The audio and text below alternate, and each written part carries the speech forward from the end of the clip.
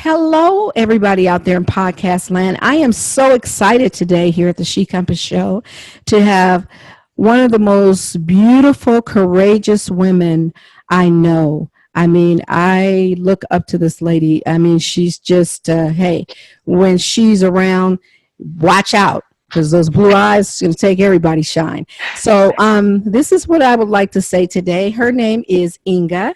And Inga, you're going to tell them your last name because I refuse to mess that. I know it's quite complicated. It's beautiful, though.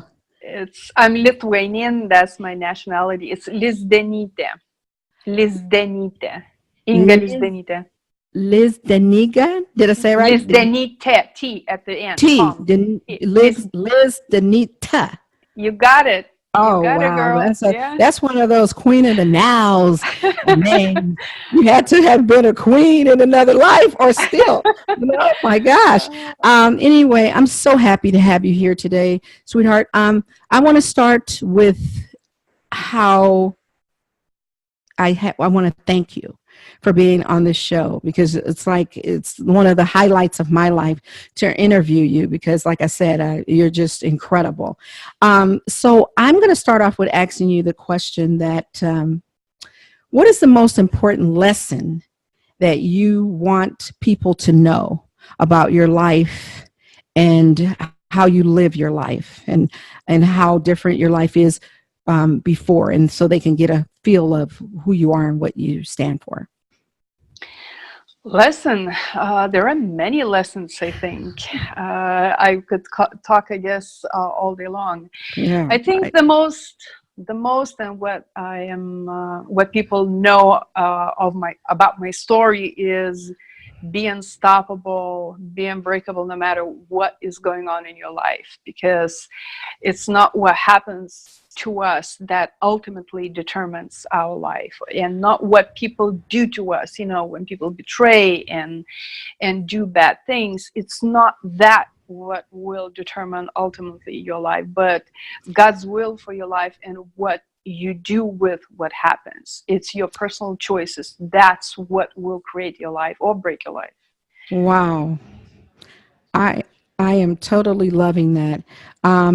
So I need to know from your struggle, how did you get to this point where you're so strong, and if you can tell us a little bit about what happened. Sure. Well, what happened, I will begin with that probably, is when I was 22 years old, I got into the tragic car accident. I was born and raised in Vilnius, Lithuania. It's a Baltic country, Eastern Europe. And so we have pretty harsh winters, or at least we used to have. And so my boyfriend and I, we were driving 100 miles an hour on an icy road. He was just having fun racing. We just had a fun Friday night, or whatever Wow. night that was. Yes. And so we hit at that speed. He lost the control of the car because the road was icy, and we hit the light pole at that speed. Like, can you imagine at the 100 miles an hour to hit the light pole? Well, the impact, I'm a lady after some time, like I say, my own heart, because I love fast cars and I do race, but I always go to I go to the track, so I can't imagine it, and then I can't. But I've seen, racetrack and things like that has happened. The impact is devastating. Yeah, the car literally split into two pieces like a piece of cake. I saw the video later on. And so the guy, my boyfriend, he was ejected out of the car and killed instantly. And I lost both of my legs right there in the vehicle, because some parts of the vehicle, they cut my legs right there in the car. Jaws of life to just make sure that they freed you with your life, right? Yes. They pulled me out of the car, and my heart stopped on the way to the hospital. But praise be to God, I was brought back to life, and then stopped again. But again, I was brought back to life. So that's where, at the age of 22, I woke up in the ICU, hooked up to a life support machine without my legs, and injured throughout the body completely. I was able only to open and close my eyes. That was it. That was it. Wow. It was devastating. It was That's, devastating. yeah, that's devastating to hear. And how incredible were you at 22 years old? So, how long did you stay in the hospital? Do you know? Yes, in the ICU, I was fighting for my life for quite a long time. I stayed there for 17 days, and then, but the miracle was that with all the injuries, the head injury, the neck injury, right hand broken, left one paralyzed, ribs broken, jaw completely smashed, no legs, like I was totally broken, and I was already Oh my discharged God. from the hospital after a month and a half. Wow. Very quickly, very fast, yeah. Wow. So you had to have, you were, I, if I could say, do you feel like you had any kind of out of body experiences or anything when you were under and going through that? Because here you're 22 years old, right?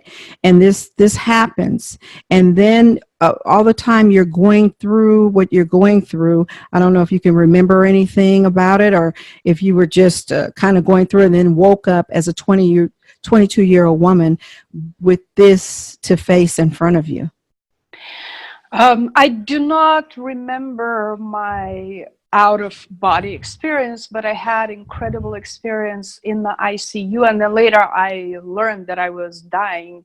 Um, I felt Jesus Christ standing at the end of my bed, and he was like, he hugged me with his love, and I felt heard. It's very Wow. interesting experience that he said, "I love you."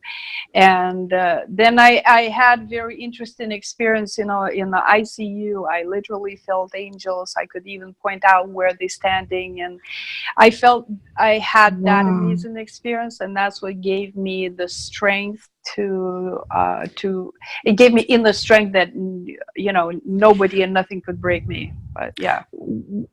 Okay, were you a spiritual person before the accident? Yes. Uh-huh. Okay, Yeah. then you all these things were intact. So that's why you knew that the experiences that you were having, of course, was directly connected to how you survived, and how you made it through, and how today you're able to talk with so much wisdom in your beautiful book. We'll get to that later, but just speak with so much wisdom and encourage so many. I often talk about my story, and when there's something in, I was 11 years old when I lost my hair. And so I knew at 11 years old, because I had been around people that were already either sick or, I was a very sweet child.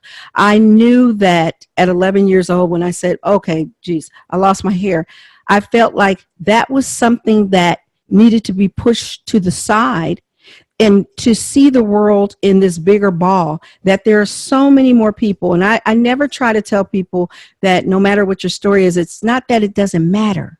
But when you hear these heroic, hero type shero stories out there, that people have been through so much, you kind of just stand back and you say to yourself, well, God, you must have put me in this place to be able to tell other people's story, and to put mine on the back burner, because I always say to people, it's just hair, right? It's just hair. And I know some of the women out there say, well, I've had stories where people would tell me, hey, I would rather lose a leg than have lost my hair. And well, no, you don't. No, you don't. You might think you do, but no, you don't. Because listening to stories of people who are surviving with crises, and this is another thing. A lot of women lose their hair for different reasons, right? Now, if you're suffering through lupus, which is like a lion, it attacks your whole body like a lion. So it's basically killing you. Every day you wake up, you're feeling this attack, and it's over and over again. My little alopecia can't stand up to that. I can tell my story, but I'm humble enough to always put my story in the back burner and say, look at this. Now, this is truly a miracle. The testimonials, the stories, and yours is like incredible, because you're 22 years old, you're a beautiful young lady, and you're, and not to say probably, the questions are, I know what you must have gone through when you found out that your boyfriend didn't even make it, right? Yeah, my parents did not tell me that right away because they were afraid for me. Yeah. I learned about that like a month after the crash. I was still in the hospital, and yes, after I found out, my dad told me I didn't want to talk to anybody. I didn't want to see anybody for basically the rest of the day. Yeah, Yeah. You yeah. went into your, your time to try to make your peace. And even though you said you had the angels were talking to you, you had Jesus at the end of your bed who was wrapping his love around you and saying, I love you. When we're dealing with something in our bodies, right, every day, that we're trying to make it through life, and then we're looking at what protects us, you definitely had an angel around you. I Um, have the Lord's blessing. Yes, yes. I would not see. It's the miracle in itself that after I was brought to the hospital with torn off legs, basically bleeding to death, completely broken, and I'm discharged, and my heart stops twice even, and they gave me 30% chance to survive at all, and I'm discharged in a pretty good condition in a month and a half. It's like, to me, it's unthinkable. My doctors and surgeons who were taking care of me, they said that this was one of the most incredible experiences that they had in their practice. It's yeah, yeah. it's an unusual story, I would It say. it yeah, it has to be. But then you found your reasoning. Did this happen shortly after? Like, okay, we're going back to your 22-year-old self, right? Hmm. And so with your 22-year-old self, you're experiencing all of this stuff. You're only 22, so you're still a baby, right? Hmm. Your spirituality had to be so tight for you to even be able to live through that and survive knowing what you went through and making reason out of it. And like, did you say to yourself, uh, God is using me as a vessel? Or did you say to yourself, of course, I'm still here because of the Lord. Of course, he showed me favor. But how did you start to live your life? In terms of after the accident, getting out of the hospital, being 22, was there a lot of breakdowns for you, or the healing process? Because you're in the hospital, and now the real healing starts is when you have to go out and live in the real world. When you have to come back home. Yep. Yes. Yeah. So, That's a very good question, Helen. You know, it was very difficult to accept what happened. It was excruciating pain. It was such devastation that I have a hard time even describing. See, while I was in the hospital, I was very connected with the Lord. I had these amazing experiences that I knew that is not, drugs that they have given me, some medication. I knew it. And I had the peace right there in the ICU. I already had the knowledge that I will live a good life, that my life, I will be well, that everything is going to be all right. But then when I returned home from the hospital and I had to face the reality of where this car accident brought me, like on a day-to-day basis, right? It's one thing to lay in the bed in the right, hospital and not see your life, and then when you get back into the reality and it hits you, and it hit me pretty hard because, see, Helen, in Lithuania at the time, it was not accessible. Environment was not accessible. It's not America. right. The I in my childhood, I barely saw people in wheelchairs in the city. I did not. The reason being is because the environment, the city, and I live in the capital of the country, it was not accessible. So I lived in the house that was not accessible. We lived in a 9-story house that has Oh my elevator, but then God. there has, stairs to get out. So Right. basically, I could not get out of my home. My doorways in my apartment were too narrow for the wheelchair. I could not even get out of my room. I could not get into the restroom. The city, you cannot go to the city because there are no ramps. There is no wheelchair accessible Right. transportation. So Right. basically, for me, losing my legs meant basically the end of my life, the end of my self-sufficient life. That's what I had to face at the 22 when I saw that this is it. The Yes. life has ended, basically. And many people told me, I kept hearing, oh, such a beautiful young girl, and this car accident destroyed your destiny. This boy broke your life, broke your destiny. I kept hearing that all the time. Yeah, right. Because that's what people pretty much Yeah. shove down your throat. It's like it destroys you, and now same thing with me. And I can relate to you in terms of that by being a teenage mom, by people Hmm. saying, okay, you have 2 kids and you're 17, your life is over. Hmm. In any way that people say Correct. things to you in such a negative term when you're a young person and you need inspiration and you need strength and you need to Yeah. draw from other people's strength, right? Because Right. they're out in the world, and you're here, a young 22-year-old girl who cannot get out the house. You're living stories and stories above. Let's just even that. I mean, because it's not like you said no wheelchair access, no nothing. You need the most positivity that you can even muster around people. But people seem to, I'm not really sure over the years when I think about the things that people say that are hurtful to other people going through something, if it's mean and cruel, or they just don't think. Okay. See, I think it comes a lot from the beliefs, from the Right. cultural beliefs, and in Lithuania, that's the belief that people carry on.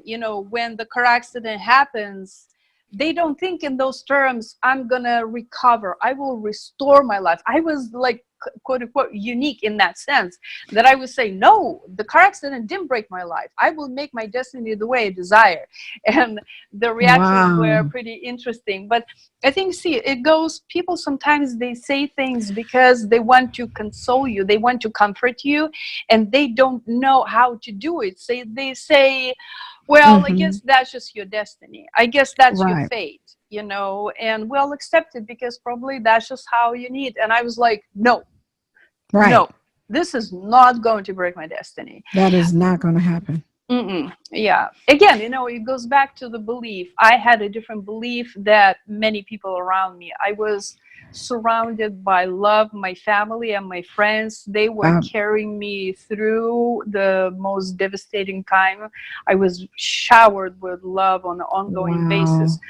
But then, when I look into the future, it was hopeless. It was absolutely hopeless. Yeah, that's what I said. So, Well, yeah, I'm sorry. When you screenshot your future and you're that young, for one thing, right? It's hard to make it when you have everything together.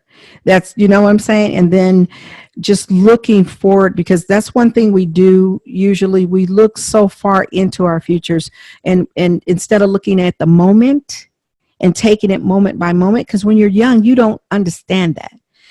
As you get older, you understand that things come in turns. So you take it moment by moment, right? And you say, you hey, take step yeah, at a time. It's yeah, important to have the vision. See, I had my belief was different because I believe that with God's help I will be able to recover. And I had a vision. I had a yes, vision that people could not understand, and they were saying it's impossible. And I was saying, yes, it is possible. I will make it happen. So, it's important to have the vision of the life that you desire, that you are aiming for. But right. then, of course, you step by step, you make one step at a time, achieving one goal after another, and you are aiming for that That's vision. right. Yes. So And that's a beautiful vision to have, because so many people out here who are going to hear your story, they can't even gain that vision I guess it just depends on what you've been through in your life, right? I always say that the stepping stones of life is the things that we, not all the so much the good that we have in our life, but the bad things that have happened to us. And I always say, like, a baby comes into the world crawling, and then the baby walks. And Yep. then sometimes in life, when you've crawled and you've experienced all this stuff to be able to stand, you have to think about what you stand for, not only for your own integrity and yourself, but of course, you're a spiritual woman. You believe in God. You believe in, the angels, like just like me. I always tell people when they ask me what's the best way to get through something, and I say, well, you're going to need a higher power. And especially if it's something that's difficult, there's nothing on this planet that can hold you up like your belief that if you're not strong enough to do it, there's something out there that's looking over you and getting you up and saying you're going to be okay. And when you learn how to tap into that voice, people say, well, Helen, what is that? I don't understand.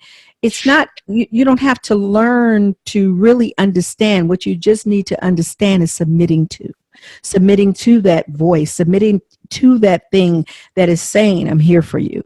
And then you stand tall, right?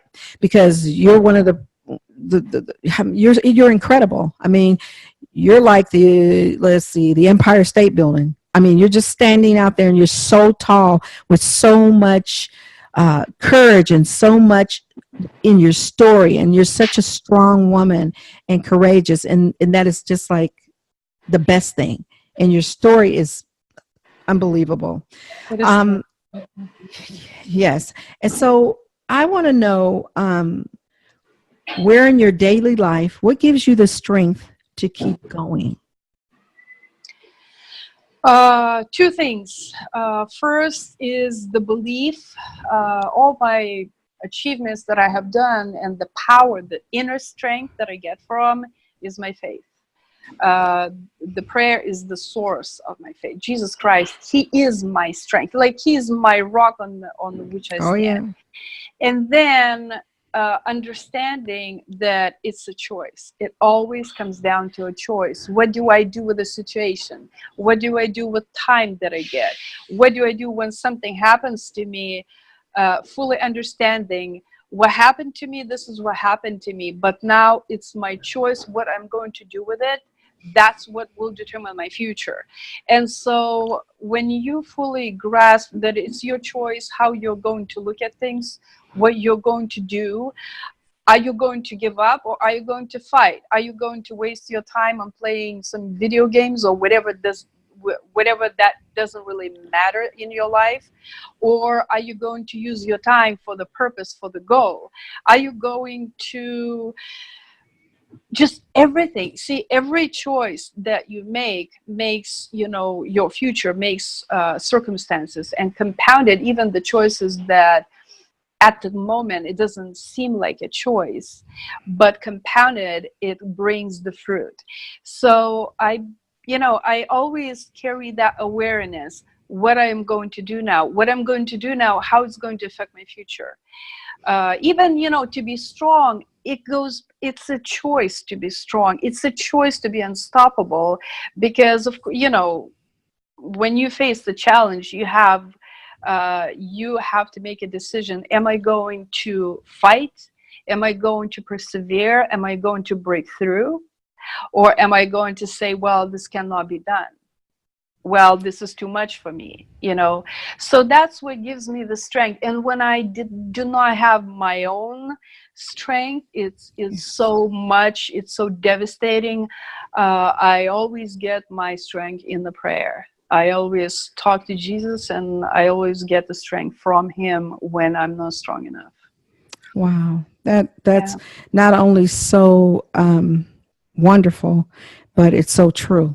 And, I think we're like soulmates with that, because I always try to tell people that that's how I power through. Right. You too? And, oh, yeah, most definitely. Because when you think about it, what else is there, right? Like you said, you have disappointments in your life, you have relationships, you might have people turn on you, you may have experienced all of that.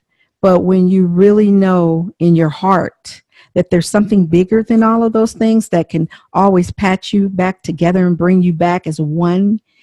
That's what you rely on the most. And then not that you stop trusting the rest of it. You just go through life maybe expecting some of the worst of it, but you know exactly where to go, and who to talk to, right? And that's where all of your secrets lie. All of the things that you may not be able to say to somebody else. I always tell people, if you have big secrets you don't want anybody to know, tell it to the Lord. You'll Yeah. never have to worry about being betrayed. You'll never have to worry about being let down. But there's something in us. We have to have that strong sense of spirituality and belief. We have to believe, because if you don't believe something, then you can't achieve something with something you don't believe in. Right. I want to talk about your wonderful, beautiful book. Can we talk about your book for a minute and Of tell course. folks about you're amazing. The way we met, both getting our book awards for our book. And, it really taught me something too. When I heard the different stories from the different people, I felt a sense of pride that my book was even on the list. Because, listen, like I said, when you go through something in life and then you look to other people, those are my heroes out there that have been through way more than one person on the planet could ever think they could muster. Because I always tell people, when you think you have it bad, trust me, there's someone who has it worse. And all the time, all the time, you can always find worse in anything. So this is so uplifting. So can you tell us a little bit about the book? About the book, of course. The book is my project that I was working on for 7 years. I was refusing to write it for 7 years, and then when I decided to write it, I kept working on it for 7 years. It's my baby that required a lot of emotions and work. The book is basically, it's like 2 books in one. It's quite thick. I even have it right here. It's quite thick. Some people might be scared even to. I held it. You have the title of something. That's okay. There you are. Unstoppable. It's a choice. The book is basically 2 in 1. One is my story, my personal story, how I was going through things, and basically it's the testimony story, how I was recovering my life, how I recovered my life after losing my legs after the crash, and then it's a coaching, because see. When I was advised to write a book, people were saying, you have an amazing story, write a book. And I said, who am I to write a book? I'm not an author. And I never thought I could do it. But then God has his own ways to, to accomplish things. One day I received a text message from my brother. And the text message said, Inga, I don't know how to live my life anymore. Help me. Wow. And when I read that message, I know my brother, for him to write that kind of message, that must have happened, something must have happened really bad. And plus, in Lithuania, it was nighttime, because in California, it was daytime. So in Europe, it was night. And I knew that if my brother at night texted me that kind of message, something really bad had happened. And I was... but I didn't know, like, what do I do? How can I help him? And I was like, in my mind, it was like, Lord, what do I do? And that moment, Helen, I have a very clear thought, feeling, write him a letter. And that was, and I had awareness that I have to write him in letters. I need to begin writing letters about the entire truth, what helped me, what empowered me to not give up, to pick myself up after the crash and rebuild my life. And so I began writing him letters, and soon, and so my brother responded right away. And the next day he said, Inga, you cannot even imagine what you have done. Finally, I have hope. Please continue writing. And then, so I kept writing. And then after sometime, my brother revealed to me that he was in such bad place in his life that he was thinking even thoughts about suicide were coming to him Mm. over and over and over. And so he said, only your letters saved, my life, and please continue writing, put it in the book, and to help other people.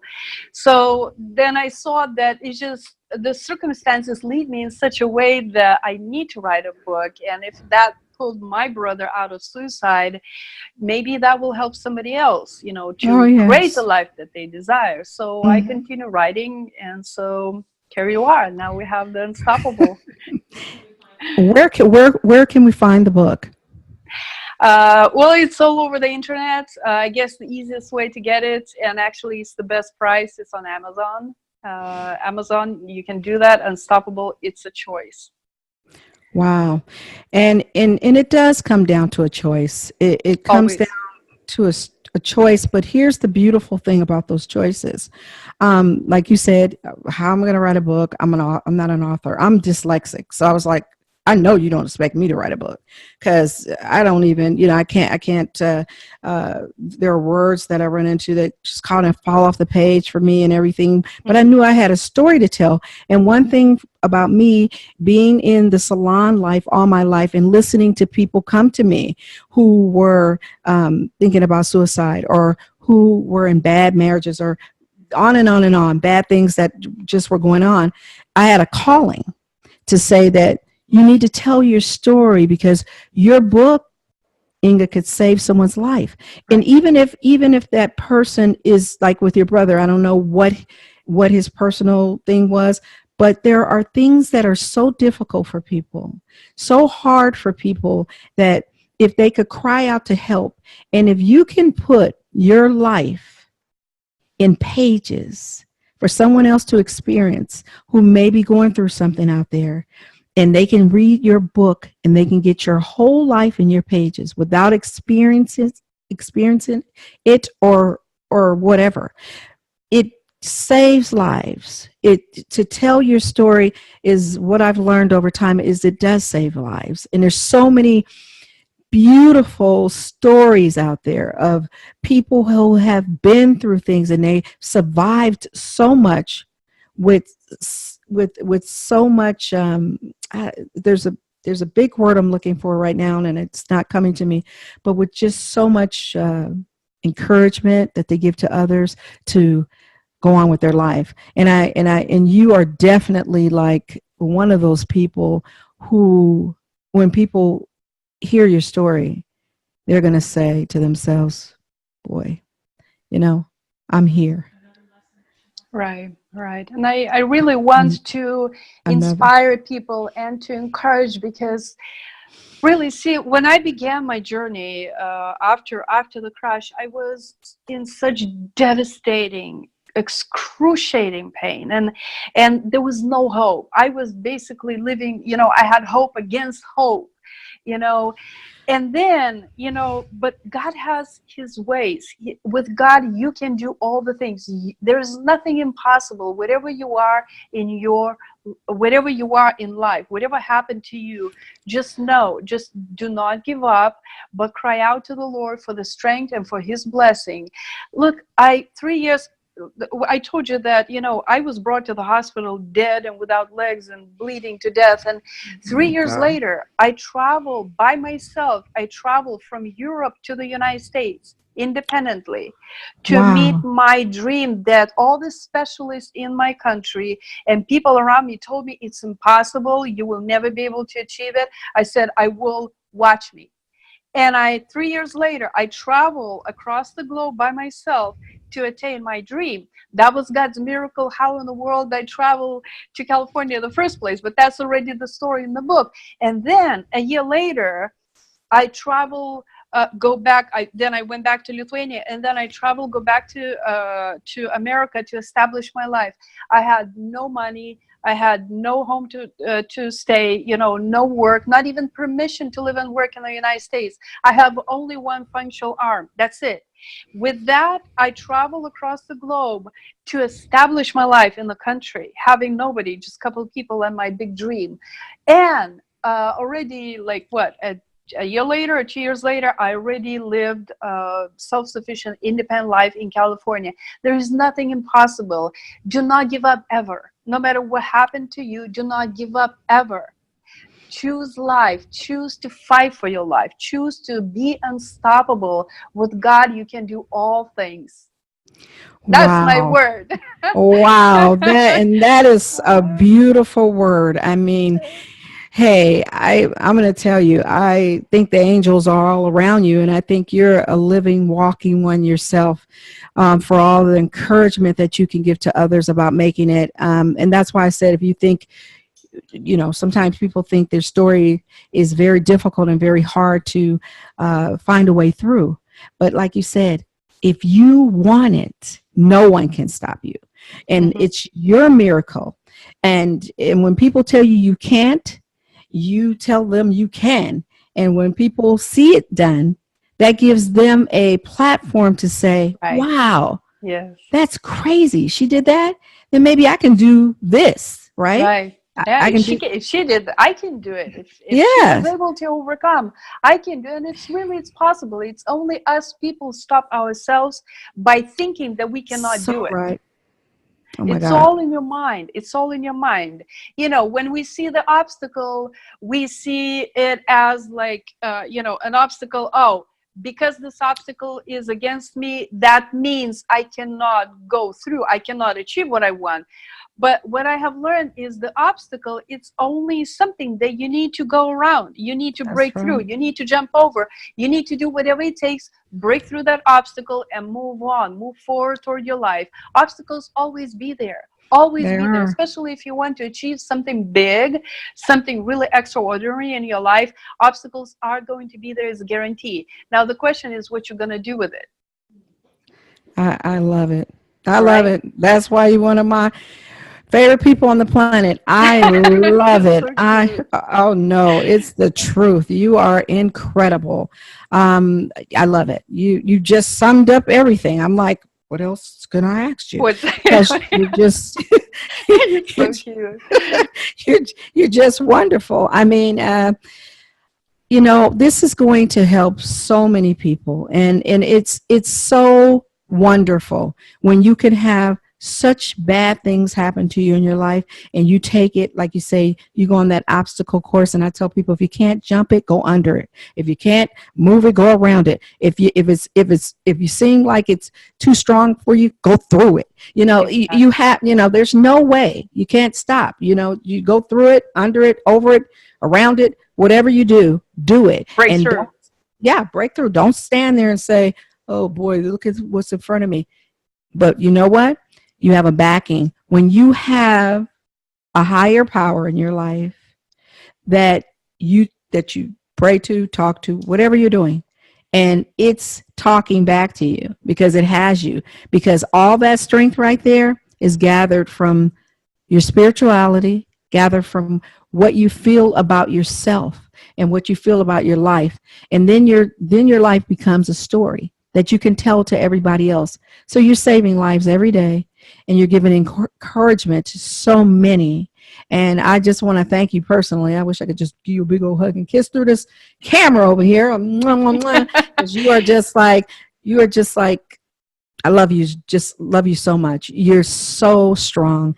And, here today at the She Compass Show, this is what happens. We could talk forever. So I'm going to wrap this up and say that once again, can you tell us where the best place is to get the book? I think you said Amazon, right? That's the easiest Amazon, place. Barnes and Noble. Yeah, that's correct. Okay. There are in the bookstores as well. You can find it. Yeah, it's all over the internet.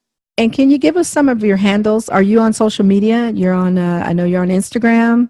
Yes. Or you're on Twitter or. Hashtag Unstoppable Inga. The Instagram Inga, what you call it, Inga, the underscore becoming unstoppable. I don't know, how do you say that? And then or becoming unstoppable. Just hashtag Unstoppable Inga. I think that's all. And Inga, you are unstoppable. You're a beautiful woman. You have a beautiful spirit, and I'm just happy that God put you in my path so that I could meet you, because you are incredible and you are unstoppable and you are just, hey, there's no better word. You really got yourself pegged there. And thank you so much today for being on the She Compass show and sharing your amazing story and sharing your amazing life and sharing your amazing purpose, because we all have a purpose and yours can become so many other people's when they hear this story. So thank you. Yes, thank you. And I want to say, go to the becomingunstoppable.org. There you will see my mission and what I do. I do public speaking and coaching, and there you can find information about the book and all the social media handles, because there are so many that I get lost. Just simply becomingunstoppable.org, and you will find everything there. All right, Thank you for ladies. having me on your show. Oh, you're so welcome, sweetheart. Thank you. Bye. Bye-bye.